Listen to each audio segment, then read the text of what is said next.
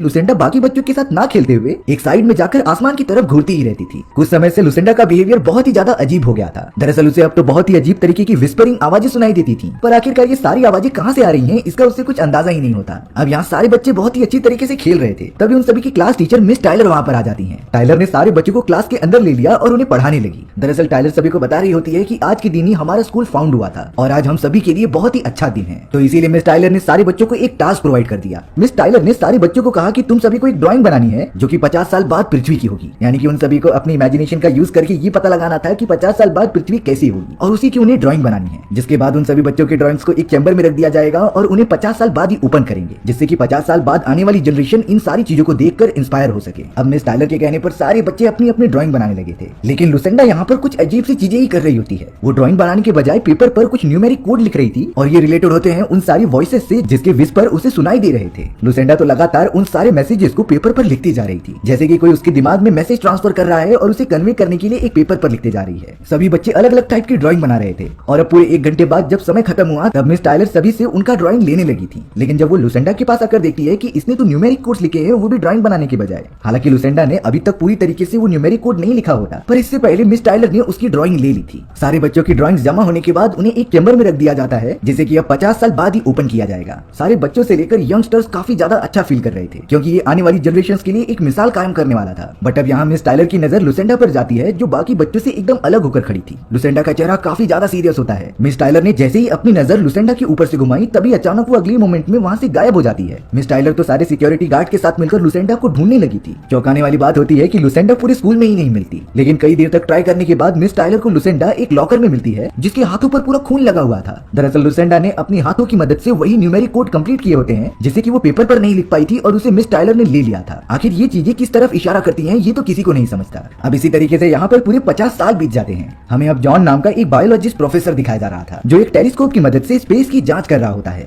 John तो अपने बेटे कैलिब के साथ रहा करता था। कई साल पहले जॉन की ब्यूटीफुल वाइफ एक कार दुर्घटना में मारी गई और तब से ही जॉन कैलिब को अकेला ही संभालता है और उसके साथ रहता है। कैलिब को सुनाई बहुत कम दिया करता था, इसीलिए वो ईयर प्लग वाली मशीन पहनता है, जिससे कि वो सुन सके। और वहीं जॉन अपनी वाइफ के जाने के गम को अभी भी भुला नहीं पाया था। तब से ही वो हमेशा ड्रिंक किया करता और नशे में रहता। अगले दिन जॉन अपनी यूनिवर्सिटी में जाकर लेक्चर ले रहा होता है। वो तो जल्द से जल्द अपना सारा काम खत्म करके कैलिब के एलिमेंट्री स्कूल में चला गया था, जहाँ पर सारे बच्चे इकट्ठा होकर सेलिब्रेट कर रहे होते हैं, क्योंकि आज इस एलिमेंट्री स्कूल को 50 साल कंप्लीट हो चुके हैं। और इत्तेफाक की बात ये थी कि ये तो वही स्कूल होता है जहाँ पर कई साल पहले लुसेंड्रा भी पढ़ा करती थी। अब यहाँ 50 साल कंप्लीट होने के कारण उस पूरी ड्राइंग को निकाला जा रहा था, जो चैम्बर में बंद करके रखी गई थी। वहाँ पर तो मिस टाइलर भी आई हुई होती है, जो काफी ज्यादा बूढ़ी हो चुकी थी। उनका काफी अच्छी तरीके से सम्मान किया जा रहा था। अब बॉक्स के अंदर 50 साल पहले वाले बच्चों की जो सारी ड्राइंग्स रखी गई थी, उसे निकालकर सारे बच्चों में बांट दिया जाता है। कैलिब भी जब एक ड्राइंग लेने के लिए आगे बढ़ा, तभी उसे लुसेंड्रा का ही लेटर मिलता है। तभी उसे लुसेंड्रा द्वारा बनाई गई ड्राइंग मिलती है। तभी अचानक कैलिब को अजीब तरीके की आवाजें सुनाई देने लगी। थोड़ी देर तक उसे नहीं समझता कि आखिर ये आवाजें कहाँ से आ रही हैं, लेकिन फिर वो सोच लेता है कि उसके कान में लगाई गई मशीन की वजह से ये हो रहा है। अब कैलिब ने लुसेंड्रा की जैसे ही ड्राइंग खोली, तब वो देखता है कि इसके अंदर ड्राइंग नहीं बल्कि न्यूमेरिक कोड्स लिखे हुए हैं। उसे तो बिल्कुल आइडिया नहीं था कि आखिर ड्राइंग में ये सारी चीजें कहाँ से आ गई। अचानक कैलिब को जंगल के एक रास्ते पर कोई आदमी खड़ा हुआ दिखाई देता है। वो लगातार उसे देख रहा था, पर उस आदमी का चेहरा साफ दिखाई नहीं देता। अगले मोमेंट में वो अनजान आदमी वहाँ से गायब हो गया था। हालांकि ये सारी बातें कैलिब घर पहुंचने के बाद अपने फादर जॉन को भी बताता है। वो कह रहा था कि आज मुझे बहुत ही अजीब तरीके की विस्परिंग साउंड सुनाई दी है, लेकिन यहाँ पर जॉन भी अपने बेटे कैलिब की ये बातें इग्नोर कर देता है, क्योंकि उसे लग रहा था कि कभी कभार मशीन खराब हो जाती है, इसीलिए कैलिब को ये आवाजें सुनाई दे रही हैं। कैलिब भी अब अपने फादर के बोलने पर ये मान लेता है, लेकिन वो ये नहीं समझ पा रहा था कि आखिर लुसेंड्रा नाम की ये लड़की ने ड्राइंग के बजाय इतने सारे न्यूमेरिक कोड क्यों लिखे हुए हैं। कैलिब उस पेपर को डेस्क पर ही रखकर वहाँ से चला जाता है। अब यहाँ कैलिब सोते हुए अपनी मॉम की वीडियोस देख रहा था। उसे अपनी मदर की बहुत ज्यादा याद आती है, इसीलिए वो हमेशा उनकी वीडियो देखकर बातें किया करता। अब यही सारी चीजें जॉन भी नोटिस कर लेता है। उसे भी अब अपनी वाइफ की याद आने लगी थी, इसीलिए वो जाकर डायरेक्टली ड्रिंक करने लगा। ड्रिंक करते हुए अचानक जॉन वही ग्लास उस पेपर पर रख देता है, जिसके अंदर न्यूमेरिक कोड लिखे हुए थे। पेपर खराब ना हो इसकी वजह से जॉन ने ग्लास ऊपर उठाया, पर तभी अचानक पेपर पर जो न्यूमेरिक कोड लिखे हुए थे, उनमें से एक पोर्शन हाईलाइट हो जाता है। अब यहाँ जॉन एक प्रोफेसर था, जिसे कि न्यूमेरिक कोड सॉल्व करना काफी अच्छी तरीके से आता था, इसीलिए वो हाईलाइट हुए न्यूमेरिक नंबर्स को एक बोर्ड पर लिख लेता है, जिससे कि वो अच्छी तरीके से सॉल्व करने लगा था। थोड़ी देर के अंदर ही जॉन एकदम से चौंक गया, क्योंकि ये न्यूमेरिक कोड तो ऑस्ट्रेलिया में हुए 9/11 हमले की है और उस टेररिस्ट अटैक में जितने भी लोग मारे गए वो उस नंबर में लिखे हुए थे। यानी कि पेपर पर मौजूद इन सारी न्यूमेरिक कोड का कोई ना कोई तो मतलब जरूर है। अब जॉन को लग रहा था कि पेपर पर लिखी हुई ये सारी न्यूमेरिक कोड ऐसे ही कनेक्टेड हो गए, इसका कोई सॉलिड रीजन नहीं है। इसीलिए वो अपने डाउट को क्लियर करने के लिए बाकी सारी न्यूमेरिक कोड को भी बोर्ड पर लेकर सॉल्व करने लग जाता है, क्योंकि जॉन को ये नहीं समझ रहा था कि आखिर 9/11 का जो अटैक था वो तो कुछ ही साल पहले हुआ होता है और ये लेटर तो 50 साल पहले वाले बच्चों ने लिखा था। आखिर ये दोनों चीजें किस तरीके से कनेक्टेड है, यही जॉन पता करने की कोशिश करता है। जॉन ने उन सारे न्यूमेरिक कोड का मतलब समझने समझने के लिए उन्हें व्हाइट बोर्ड के ऊपर लिख दिया था, जिसे कि वो अपने मेथड का यूज करके डीकोड करने लगा। कुछ ही देर के अंदर अंदर जॉन को ये पता चलता है कि वो न्यूमेरिक कोड कोई नॉर्मल न्यूमेरिक कोड नहीं है, बल्कि वो तो कुछ साल में घटे हुए सारे दुर्घटनाओं के डेट थे। और उसके अंदर ये भी मेंशन होता है कि उस घटना में कितने लोग मारे गए और कितने लोग घायल हो गए। उन सारी चीजों में तो जॉन की वाइफ का भी एक्सीडेंट मेंशन होता है, पर ये बातें किसी को भी 50 साल पहले कैसे पता चल सकती थी, जबकि ये सारी दुर्घटनाएं कुछ 10 सालों में ही घटी हैं। उन सारे न्यूमेरिक कोड में तो आने वाली घटनाओं के बारे में भी लिखा था, लेकिन जॉन पता नहीं क्यों उन कोड को डिकोड ही नहीं कर पा रहा होता। अब तो जॉन को इतना अंदाजा तो लग गया था कि इन न्यूमेरिक कोड में जरूर कोई बात छुपी हुई है जिसका रिलेशन फ्यूचर से हो सकता है। इसीलिए अब इन सारी चीजों के बारे में डीपली स्टडी करने के लिए जॉन अपने एक साथी फिल के पास चला गया था। जॉन ने फिल को ये सारी बातें बताई कि कैसे ये न्यूमेरिक कोड दुर्घटनाओं को दर्शाते हैं जो दुर्घटनाएं पास्ट और फ्यूचर में होने वाली हैं। लेकिन फिल पता नहीं क्यों जॉन की इन बातों को बताने के बाद उसके ऊपर भरोसा ही नहीं करता। उसे लग रहा था कि जॉन पागल हो चुका है और वो अपना टाइम वेस्ट करेगा, इसीलिए फिल जॉन का साथ देने से मना कर देता है। लेकिन जॉन को तो किसी भी तरीके से इस बारे में जानना था, इसीलिए वो सबसे पहले मिस टायलर के पास चला जाता है, क्योंकि वो उन सारे बच्चों की क्लास टीचर हुआ करती थी। मिस टायलर जो काफी ज्यादा बूढ़ी हो चुकी है, जॉन उनके पास आकर लुसेंडा के बारे में पूछता है। मिस टायलर ने लुसेंडा के बारे में उसे सब कुछ बताया कि वो लड़की बहुत ही ज्यादा कंफ्यूज रहा करती थी। उसने हमेशा कहा है कि उसे अजीब तरीके के साउंड सुनाई देते थे, वो भी विस्पर वाले। जॉन बहुत पहले से ही सोच रहा था कि वो डायरेक्टली जाकर लुसेंडा नाम की उस लड़की से मिल ले, जो अब काफी ज्यादा जवान हो चुकी होगी। लेकिन दुख की बात ये होती है कि मिस टायलर ने बताया कि कुछ सालों पहले ही लुसेंडा ने अपनी आत्महत्या कर ली। ये बातें सुनने के बाद जॉन काफी ज्यादा उदास हो गया, क्योंकि उसे अब इससे ज्यादा कोई इन्फॉर्मेशन नहीं मिल सकती। अब यहाँ कैलिब अपने घर के पास फुटबॉल खेल रहा था, तभी अचानक वहाँ पर कार लेकर वही आदमी आ जाता है जो कुछ समय पहले कैलिब को दिखा था फॉरेस्ट के अंदर। उस आदमी ने कैलिब को अपने पास बुलाया, इसीलिए कैलिब तुरंत ही भागता हुआ वहाँ पर पहुंच गया। उस अनजान आदमी का चेहरा नहीं दिखाई दे रहा था, इसीलिए अब उसी ने ब्लैक कलर का एक छोटा सा स्टोन कैलिब को दे दिया। कैलिब को तो इस बात का अंदाजा नहीं होता कि वो क्या है, इसीलिए उसने वो स्टोन अपने पास रख लिया। और अब जॉन जैसे ही बाहर आता है तब वो अनजान आदमी अपनी कार लेकर कहीं दूर चला गया। जॉन भी उस आदमी को अच्छे से देख नहीं पाया। जॉन तुरंत ही कैलिब के पास आकर उसे समझाता है कि तुम्हें इस तरीके से अनजान आदमियों से बात नहीं करनी चाहिए। और अब तो जॉन ने कैलिब को काफी ज्यादा डांट भी दिया था। कैलिब इससे बहुत ही ज्यादा नाराज होकर अपने घर में चले जाता है। अब यहाँ जॉन बहुत सारी न्यूज दिख रहा था जिसमें कि हाल ही में हुई दुर्घटना के बारे में बताया जाता है, और इन दुर्घटनाओं का कनेक्शन सेम टू सेम उन्हीं न्यूमेरिक कोड के अंदर था जो पहले से प्रेडिक्ट कर दे रहा होता है कि ये दुर्घटनाएं कहां और कब होंगी। हालांकि अब जॉन ने नोटिस किया कि कुछ समय के अंदर ही एक और दुर्घटना होने वाली है जिसके बारे में न्यूमेरिक कोड के अंदर लिखा हुआ था। जॉन बहुत कोशिश करता है कि वो उस दुर्घटना की लोकेशन का पता लगा ले, लेकिन हर बार वो उन कोड को डिकोड कर ही नहीं पाता। अब यहाँ बारिश होने के कारण कैलिब ने अपने फादर को कह दिया था कि आप मुझे पिक करने आ जाओ। जॉन तुरंत ही अपनी कार उठाकर निकल पड़ता है अपने बेटे को लेने के लिए, लेकिन बारिश के कारण रोड ब्लॉक हो चुके थे और काफी ज्यादा ट्रैफिक था। जॉन वेदर फोरकास्ट लगातार देखते जा रहा था, तभी अचानक उसकी नजर लॉन्जिट्यूड और एल्टीट्यूड पर पड़ती है, और अब उसका यूज करके वो उन न्यूमेरिक कोड के अंदर सिमिलैरिटी बनाता है, जिससे कि ये पता चला कि सारे लॉन्जिट्यूड और एल्टीट्यूड पेपर पर लिखे गए न्यूमेरिक कोड से मैच खाते हैं, यानी कि जो दुर्घटना घटने वाली थी उसकी एग्जैक्ट लोकेशन यही है। जॉन तुरंत ही इन बातों को समझ जाता है, इसीलिए वो अपनी कार से उतरकर वहाँ के सारे पुलिस ऑफिसर्स को बताने की कोशिश कर रहा था, लेकिन बिना कोई सबूत के जॉन की बातों पर कोई भरोसा नहीं करेगा। थोड़ी देर के अंदर ही अंदर आसमान से एक aeroplane directly out of control होकर नीचे गिर जाता है। एरोप्लेन में मौजूद सारे के सारे लोग मारे जा चुके थे। जॉन तो अपनी आंखों से जिंदा लोगों को जलते हुए देख रहा था, जिससे कि वो बहुत ही ज्यादा शॉक में चला जाता है। घर पर आने के बाद वो सोच रहा था कि अगर उस दुर्घटना में वो मारा जाता तो उसके बेटे कैलिब का क्या होता।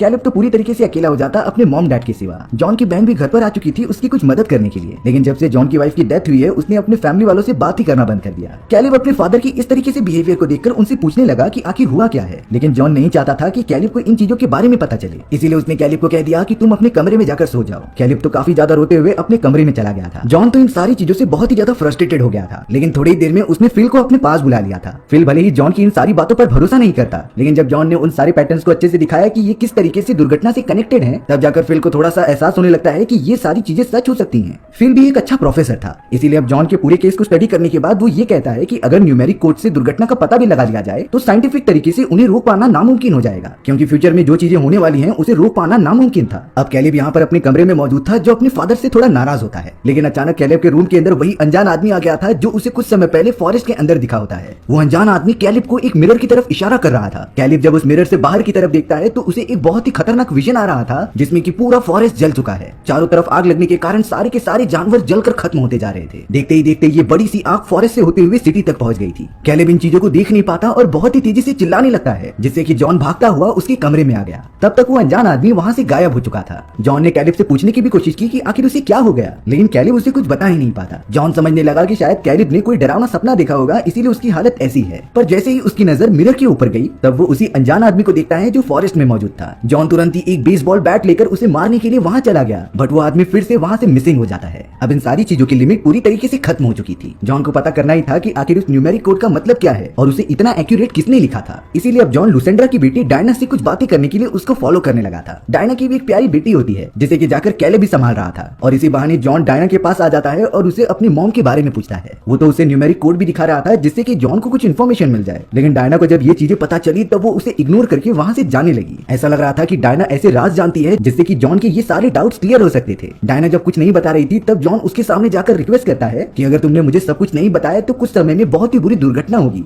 और उसके अंदर लगभग 100 लोगों से भी ज्यादा की मौत हो जाएगी। इसीलिए अब डायना को जो भी पता है वो उसे जॉन को बताना ही पड़ेगा। लेकिन इन सारी चीजों के बावजूद भी डायना जॉन की मदद नहीं करती। वो तो तुरंत ही अपनी कार में बैठकर वहां से दूर चली गई। अब कोई और रास्ता ना होने के कारण जॉन ने डिसाइड किया कि वो उन सारी दुर्घटनाओं को खुद ही रोकेगा। जॉन ने आगे आने वाले सारी न्यूमेरिक कोड को सॉल्व किया और पता लगाया कि उन दुर्घटनाओं की जगह कौन सी है। और अब जॉन पुलिस ऑफिसर्स को कॉल करके बता देता है कि लॉन्ग स्ट्रीट के ऊपर एक दुर्घटना होने वाली है, यानी कि वहां की मेट्रो स्टेशन पर टेररिस्ट अटैक होगा। पर पुलिस ऑफिसर्स इस तरीके के किसी भी अनजान आदमी की इन्फॉर्मेशन को सीरियस नहीं लेते थे और उन्हें लग रहा था कि जॉन मजाक कर रहा है। इन सारी रीजंस की वजह से जॉन को खुद ही जाना पड़ा उस स्पॉट के ऊपर जहां पर टेररिस्ट अटैक होने वाला है। जॉन पूरे भीड़ के अंदर उस मेट्रो स्टेशन में पहुंच गया था। तभी चारों तरफ देखने के बाद जॉन को एक आदमी के ऊपर शक होता है, इसीलिए वो लगातार उसका पीछा करने लगा। पुलिस ऑफिसर्स भी इन सारी चीजों को देखकर उसका पीछा करने लग जाते हैं। लेकिन अब एक ट्रेन में आने के बाद उन्हें पता चला कि वो तो एक लोकल चोर है, ना ही कोई टेररिस्ट। जॉन को तुरंत ही समझ में आ जाता है कि ये कोई टेररिस्ट अटैक नहीं बल्कि ये तो एक ट्रेन दुर्घटना है और ये ट्रेन कभी भी पलट सकती थी। जॉन तो ट्रेन में मौजूद सभी को चौकन्ना करता है और बताता है कि अगले स्टेशन पर वो सब उतर जाएं। हालांकि जॉन की बात मानकर कई सारे लोग उतर रहे ही होते हैं। तभी अचानक पीछे से जो दूसरी ट्रेन आ रही थी वो ट्रैक पे से उतर जाती है और उसकी टक्कर पहले वाली ट्रेन से आकर हो गई थी। इस बड़ी दुर्घटना में तो कई सारे लोगों को अपनी जानें गंवानी पड़ती हैं। हालांकि जॉन बचकर वहां से निकल गया था, लेकिन उसे बहुत बुरा लग रहा होता है कि ये सारी चीजें पता होने के बावजूद भी वो इतने सारे लोगों को मरने से नहीं बचा पाया। घर पर आने के बाद न्यूज रिपोर्ट में बताया जा रहा था कि उस दुर्घटना के अंदर 100 लोगों से भी ज्यादा की मौत हुई है और यही सारी चीजें जॉन को अंदर से खाई जा रही थी, यानी कि उसके पास पहले से इन्फॉर्मेशन है कि कहां पर दुर्घटना होगी और कैसे होगी, लेकिन फिर भी वो उसे टाल नहीं पा रहा था और लोगों की मदद नहीं कर पा रहा था। अब जॉन बहुत ही ज्यादा फ्रस्ट्रेट होकर सीधा डायना के पास चला गया था। डायना ने जब वो सारी न्यूज देखी तब उसे जॉन के ऊपर भरोसा हो गया था कि वो जो भी कह रहा था सच था। इसीलिए अब डायना भी जॉन की मदद करने के लिए रेडी हो जाती है। डायना जॉन को अपनी मदर लुसेंडा के बारे में बता रही थी कि वो पूरी तरीके से पागल हो चुकी थी। वो मुझे हमेशा बताते रहती कि मुझे कुछ अनजान आवाजें सुनाई दे रही हैं और ये आवाजें फ्यूचर के किसी आदमी से आ रही थी। मेरी मदर की इस तरीके के बिहेवियर के कारण मेरे फादर ने उन्हें छोड़ दिया और तब से ही मेरी मदर इस सिटी के बाहर वाले एक इलाके में छोटे से घर में रहा करती थी। जॉन को लग रहा था कि शायद वहां पर जाने से उन्हें कुछ क्लूज मिल जाए, इसीलिए अब वो अपने बेटे कैलेब और डायना की बेटी एबी को लेकर उस छोटे से घर की तरफ मूव होने लगे थे। रास्ते में डायना जॉन को इन्फॉर्मेशन प्रोवाइड करती है कि उसकी मदर लुसेंडा हमेशा फ्यूचर की बातें किया करती थी और उसे अपने मरने का डेट बताती थी, यानी कि लुसेंडा को ये सारी चीजें पहले से ही पता थी कि वो कब जाकर मरेगी। अब उस घर के पास आने के बाद जॉन और डायना आगे बढ़ने लगते हैं और अपने दोनों बच्चों को कार में ही सुला देते हैं। जॉन ने डायना को दिखाया कि पेपर में मौजूद उन सारे न्यूमेरिक कोड के एंडिंग में कुछ लेटर्स लिखे हैं जो रिवर्स में डबल ही होते हैं। आखिर इनका क्या मतलब था उन्हें कुछ अंदाजा नहीं होता, इसीलिए अब कुछ इन्फॉर्मेशन लेने के लिए वो दोनों उस घर के अंदर चले गए। जॉन और डायना वहां पर जाकर देखते हैं कि हर जगह पर एवरीवन एल्स लिखा हुआ था। थोड़ा दिमाग लगाने पर जॉन को यह एहसास हो जाता है कि ये उन दोनों लेटर्स का फुल फॉर्म है जो कि उन न्यूमेरिक वर्ड्स के लास्ट में लिखा था और अब उसे कंबाइन करने के बाद पता चलता है कि उन्हें छोड़कर सभी लोग खत्म हो जाएंगे। उस जगह पर तो अलग अलग टाइप की ड्राइंग्स बनी हुई थी जो किसी गॉड को दर्शाती थी। जॉन और डायना तो जितनी हो सके उतनी इन्फॉर्मेशन अपने पास कलेक्ट कर लेते हैं। अब अचानक कैलिब जो कार के अंदर सोया हुआ था उसे वापस से वही विस्परिंग वॉइसेस सुनाई देने लगे। जब वो अपनी आंखें खोलकर एबी को भी जगाता है तब उनके कार के चारों तरफ कुछ अनजान लोग लगातार आगे बढ़ रहे थे उन्हें पकड़ने के लिए। वो तो दरवाजा ओपन करने की भी कोशिश कर रहे थे, इसीलिए अब कैलिब काफी ज्यादा डर के कार के हॉर्न को बजाने लगा। जॉन तुरंत ही भागा हुआ अपने बेटे को बचाने के लिए वहां पर आ गया और उन्हीं में से एक अनजान लोगों के पीछे जाते हुए उसे गन पॉइंट पर ले लेता है। वो अनजान आदमी पीछे मुड़ तो गया था लेकिन वो जॉन की गन से जरा भी नहीं डर रहा था। उस आदमी ने अपना मुंह खोला जिसके अंदर से काफी अजीब तरीके की रोशनी बाहर निकलती है और उस रोशनी ने कुछ देर के लिए जॉन को अंधा कर दिया था। कुछ देर में वो अनजान आदमी भी वहां से गायब हो जाता है, जिसके बाद जॉन कैलिब और एबी को लेकर घर के अंदर आ गए थे। डायना अब जाकर जॉन को बताती है कि यही सारे अनजान लोगों के विजन्स उसे भी आ रहे हैं जो लगातार हर जगह पर उसे फॉलो कर रहे थे। डायना बहुत ही ज्यादा डर गई कि ये सभी लोग उसकी बेटी एबी को ना मार दे,